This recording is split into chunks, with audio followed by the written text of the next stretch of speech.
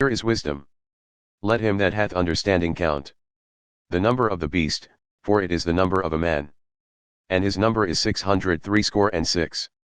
Revelation 13:18. In fact, 666 is the number of human generations which will have existed on earth since the creation of the first men in the original laboratories.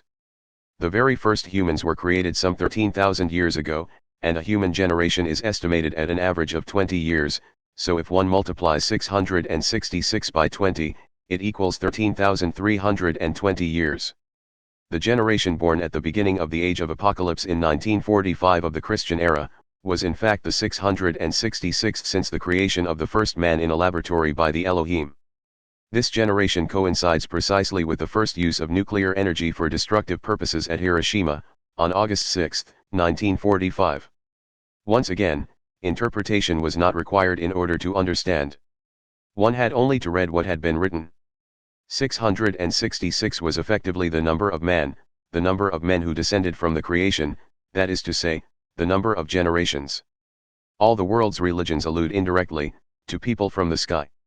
However, the statement shown above is for me central to understanding the scientific nature of this new theory.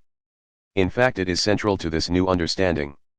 Once one has this scientific concept in mind, then the original function of all the world religions becomes more understandable.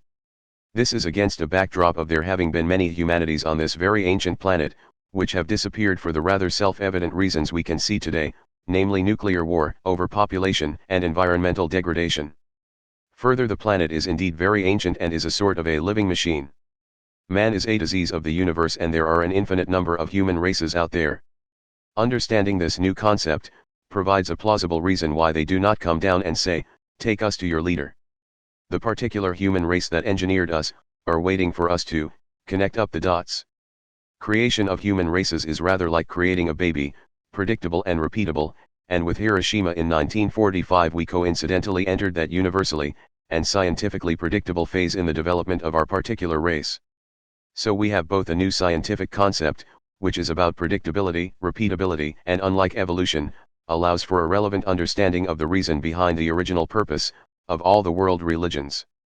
This was simply some 40 different individuals contacted at different times with the same message, designed for the level of the society at that time, in order to give us the best chance of surviving that scientifically predictable future, on our own. We must respect the past but not live in it. Understanding this concept allows us to start to behave as a family on this planet and to stop fighting about the past and start to pull on the same rope, and live together in harmony. In addition, we have a better understanding of the real alien agenda and the appearance of the UFOs which have been around for millennia but, especially since 1945. They are simply waiting for us to learn to harness our aggression, and prove we are worthy of inheriting their wisdom and love. We are on our own, but not alone. Peace and love.